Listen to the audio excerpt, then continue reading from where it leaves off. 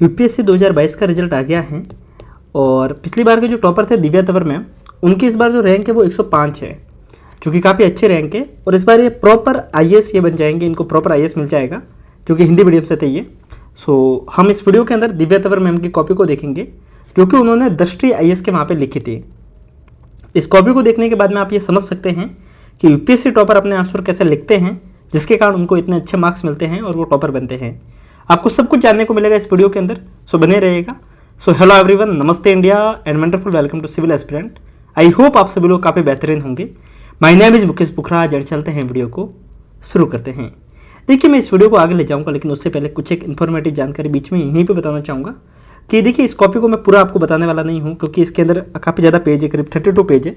सो मैं इसको सबको बता नहीं पाऊँगा, मैं आपको कुछ एक पेज इसके अंदर दिखाऊँगा। अगर आपको इसको पूरा डाउनलोड करना है तो डिस्क्रिप्शन विजिट कीजिएगा, जहाँ पे आपको टेलीग्राम चैनल की लिंक मिल जाएगी। टेलीग्राम को ज्वाइन कीजिए, वहाँ पे दिव्या तंवर मैम के साथ में और भी यूपीएससी 2022 के टॉपर हैं, रैंक फर्स्ट से लेकर 10 तक के, उन सभी का हम नोट्स प्रोवाइड करने की कोशिश कर रहे हैं। साथ में इस टाइप की जितनी भी उनकी कॉपियाँ हैं वो आपको वहाँ पे देखने को मिल जाएंगी। उनके hand written notes, book list, सब कुछ एक ही जगह पे देखने को मिल जाएगी। सो कमेंट बॉक्स में और डिस्क्रिप्शन में दोनों जगह पे टेलीग्राम चैनल की लिंक है, अभी जाके विजिट कीजिएगा। सो चलते हैं, हम कॉपी को देखते हैं क्या है ऐसा जो बाकी टॉपर से, बाकी स्टूडेंट से इनको टॉपर के अंदर बनाती हैं और लिस्ट के अंदर इनका नाम आता है। देखिए, यहाँ पर अपन को क्वेश्चंस देखने को नहीं मिल रहा है, so we have only answer. So हम आंसर को पढ़ेंगे और क्वेश्चंस को समझने की कोशिश करेंगे। सो फर्स्ट क्वेश्चंस कुछ इस प्रकार है। प्राचीन भारत के इतिहास में गुप्त काल को स्वर्ण युग कहा जाता है। निश्चित ही उसके काल के विभिन्न क्षेत्रों में अभूतपूर्व विकास को देखते हुए संज्ञा दी जाती है। साहित्य के क्षेत्र में गुप्त काल में विकास अभूतपूर्व हुआ है, न सिर्फ मात्रा की दृष्टि से वरना गुणात्मक स्तर पर भी बेहतर था। क्वेश्चन की आप थीम समझ पा रहे हैं। ये गुप्त काल के आर्ट एंड कल्चर के बारे में क्वेश्चन पूछा गया है कि उनका जो गुप्त काल का जो इतिहास है वो स्वर्ण युग कहा जाता है, और खासकर कला के क्षेत्र में, तो इसके बारे में सवाल किया गया है। सो मैम ने कुछ इस प्रकार से आंसर लिखा है। सो नाउ बात रहती है कि इंट्रो को कैसे लिखा जाता है। ये जो आप शुरुआत वाला पोर्शन देख रहे हैं ना, ये इंट्रो होता है। किसी भी क्वेश्चंस के आंसर में हमारे पास में 3 थीम होती हैं। फर्स्ट ऑफ ऑल हमें इंट्रो लिखना होता है, देन आफ्टर हमें बॉडी थीम बनानी होती है, जो बीच में हम पूरा पोर्शन लिखेंगे, देन आफ्टर हम कंक्लूजन लिखते हैं। यूपीएससी में सबसे इंपॉर्टेंट होता है इंट्रो, क्योंकि इंट्रो आपका सबसे पहली चीज़ होती है जो एग्जामिनर पढ़ता है। जो आपकी बॉडी वाला पोर्शन होता है, इसके अंदर आपको बहुत सारे फैक्ट और बहुत सारे आपको इसके अंदर तथ्य लिखने रहते हैं। इसके कारण इस वाले पोर्शन के ऊपर हम बाद में ध्यान देते हैं, सबसे पहले इंट्रो के ऊपर ध्यान देते हैं। सो हम बात करते हैं इंट्रो को कैसे लिखा जाता है। देखिए, मेरा इस वीडियो का उद्देश्य सिर्फ ये नहीं है कि मैं आपको कॉपी दिखाऊं, मैं आपको साथ साथ में कुछ समझाऊं भी। आपको इस टाइप के वीडियोज अच्छे लगते हैं ना, तो लाइक और कमेंट करके बताइए, और साथ साथ में और भी लोगों को जोड़िए चैनल से। देखिए, हम आपको फ्री ऑफ कॉस्ट ये सारे सर्विस प्रोवाइड कर रहे हैं, सिर्फ एक लाइक और एक कमेंट के बदले में। सो इतना तो आप कह सकते हैं। सो देखते हैं इंट्रो को कैसे लिखते हैं। देखिए, इंट्रो लिखने के लिए हमारे पास में 3 ऑप्शंस होते हैं। आप समझिएगा, आपको मैं आंसर राइटिंग के प्योर टिप्स बता रहा हूँ। इंट्रो हमारे पास में 3 तरीके से लिखा जाता है। फर्स्ट तरीका होता है हिस्ट्री से। हमें जो भी पूछा गया है उसकी हिस्ट्री से हम शुरू कर सकते हैं। देन आफ्टर हम डेफिनेशन से शुरू कर सकते हैं, अगर हमें डेफिनेशन पता है तो, और अगर हमें डेफिनेशन नहीं पता है तो हम फैक्ट के साथ में शुरू कर सकते हैं। अब बात रहती है इन तीनों में कैसे डेफिनेशन, किस हिसाब से फर्क करना है। अगर कोई question art and culture, history, इसके रिगार्डिंग है, तो हम इसकी शुरुआत डायरेक्ट हिस्टोरिकल फैक्ट के आधार पर ही करेंगे। वहीं कोई क्वेश्चन साइंस एंड टेक्नोलॉजी या फिर इकोनॉमी के साथ में है या फिर पॉलिटी के साथ में है, तो हम डेफिनेशन के साथ में शुरू कर सकते हैं। वहीं कोई क्वेश्चन सोशल सिक्योरिटी या फिर इकोनॉमी से है, जिसके अंदर हमें फैक्ट के साथ में शुरू किया जा सकता है, तो उसको हम फैक्ट से शुरू करेंगे। सो हमारे पास में 3 ऑप्शंस रहते हैं, तीनों में से किसी एक को हम लेके क्वेश्चंस का आंसर शुरू कर सकते हैं। मैम ने एक हिस्टोरिकल फैक्ट के आधार पर शुरू किया है।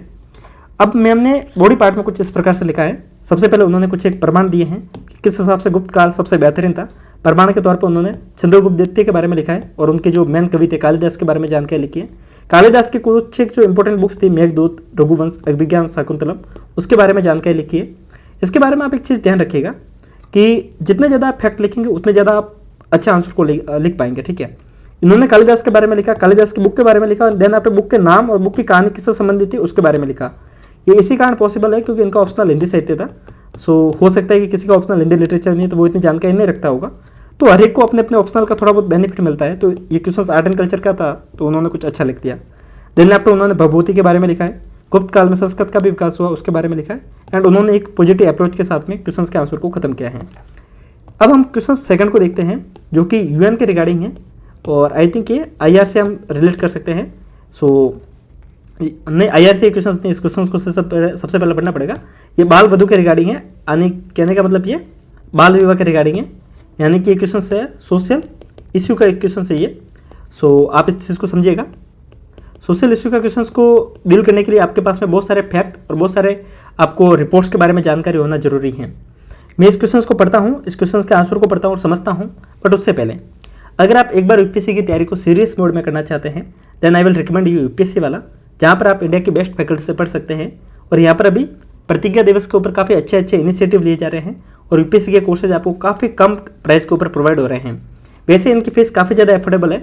इनका जो बैच आ रहा है संकल्प और प्रहार जो कि 2015 के लिए होगा, 2025 के लिए होगा, और जो संकल्प बैच है वो 2024 के लिए है।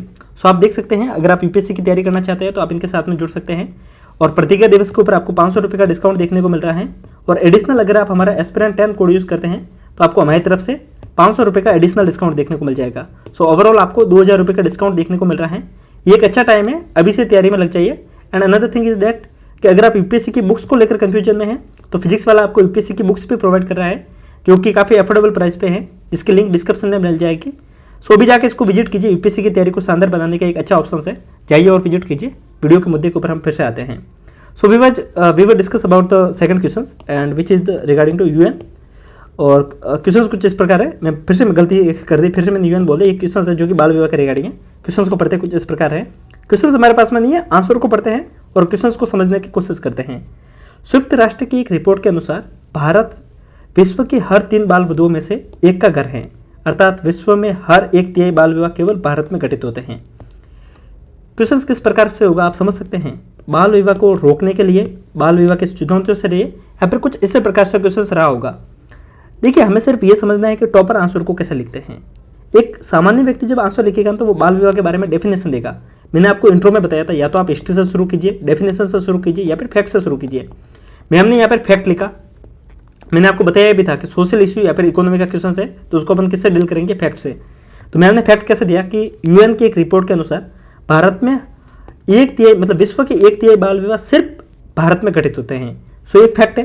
देन आफ्टर मैम ने जो लिखा वो ये है कि लेकिन बाल विवाह को समाप्त करने हेतु निश्चित ही भारत सरकार व विभिन्न राज्यों में कदम उठाए हैं तथा सतत विकास के लक्ष्य 3, लक्ष्य 5 तथा अन्य लक्ष्यों को प्राप्त करने हेतु प्रतिबद्ध है। यहाँ पर मैम ने एसडीजी के बारे में लिखा है, सस्टेनेबल डेवलपमेंट गोल के बारे में लिखा है। जो न्यू एस्पिरेंट है उनको ये बात सही समझ में नहीं आएगी, क्योंकि ये आप जब न्यूज़पेपर पढ़ेंगे तो आपको पता चलेगा एसडीजी के बारे में, जिसके बारे में आपको आगे समझ में आ जाएगा। इसके कारण मैं यहाँ पे इसको ज़्यादा डिस्कस करूँगा नहीं। देन आफ्टर मैम ने बाल विवाह को जो होने के कारण है उसको लिखा है, जो कि उन्होंने फ्लो चार्ट के माध्यम से समझाया है। अब देखिए समझने की कोशिश कीजिए। इन्होंने इन सारी चीज़ों को पैराग्राफ के फॉर्मेट में लिखकर फ्लो चार्ट के माध्यम से समझाया। आप देख पा रहे हैं एक ही साथ में एक सारी चीज़ों को समझाया है। उससे क्या होता है कि आप कम स्पेस में बहुत सारी चीज़ों को लिख सकते हैं और एग्जामिनर को भी ज़्यादा टाइम नहीं लगेगा पढ़ने में। जैसे कि बाल विवाह के कारण क्या क्या है, निरक्षरता की मतलब कहने का मतलब इलिटरेसी आप कह सकते हैं, गरीबी, देन आफ्टर देश प्रथा जैसी कुरीतियाँ हैं, नारी सशक्तिकरण की प्रॉब्लम है, वुमेन एम्पावरमेंट की सबसे ज़्यादा जरूरत है, जागरूकता का अभाव है, राजनीतिक इच्छा शक्ति की कमी है, निम्न लैंगिक अनुपात है। आप देख सकते हैं कि इंडिया के अंदर जो सेक्स रेशियो वो काफ़ी ज़्यादा कम है। सो इस हिसाब से उन्होंने एक रीजन को बताया है एंड देन आफ्टर उन्होंने सॉल्यूशन बताए हैं कि सॉल्यूशन के तौर पे आप क्या लिख सकते हैं। यहाँ पे मैम की अप्रोच कहीं ना कहीं गलत साबित हो रही है और यहाँ पे दृष्टि एस ने भी इसको लिखा है कि प्रस्तुतिकरण पे थोड़ा सा ध्यान देना चाहिए, क्योंकि जो आप फ्लो चार्ट होता है उसको अगर आप छोटी जगह पे लिख सकते हैं तो वो ठीक है। जब आपके पास में डाटा ज़्यादा है और वहाँ पे अगर आप फ्लो चार्ट या फिर इन चीज़ों को बनाने की कोशिश करते तो ये अप्रोच गलत हो जाती है और इसको आप पैराग्राफ के फॉर्मेट में भी लिख सकते थे।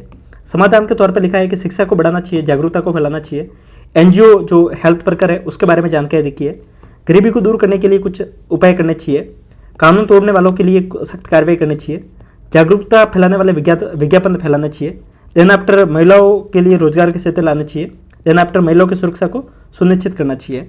इसके बारे में मैम ने जानकारी लिखी है जो कि काफ़ी अच्छा एक अप्रोच है। एंड देन आफ्टर उन्होंने एक पॉजिटिव कंक्लूजन के साथ में खत्म किया है। अतः यद्यपि सरकार के प्रयासों से जागरूकता आ रही है, लेकिन हमें अपने प्रयासों को अनवरत रूप से जारी रखना है, तभी हम इस बुराई को जड़ से खोद पाएंगे। ये एक क्वेश्चन था जो कि बाल विवाह के रिगार्डिंग था। सो हमने अभी 2 क्वेश्चंस को डिस्कस किया है। हम आगे भी बहुत सारे टॉपर्स के क्वेश्चंस और आंसर को डिस्कस करेंगे। इसके लिए आपको क्या करना है, एक तो चैनल के साथ में जुड़ जाना है, टेलीग्राम चैनल के साथ में जुड़ जाइए जहाँ पे आपको पीडीएफ मिल जाएगी इसी कॉपी की।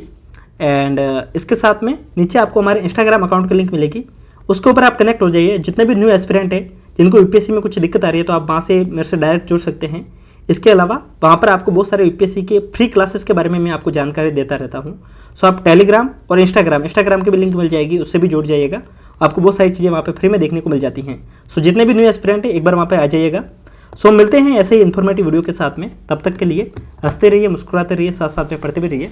फिर किसी दिन किसी और रोज़ किसी और टॉपिक के साथ में मिलेंगे। तब तक के लिए जय हिंद।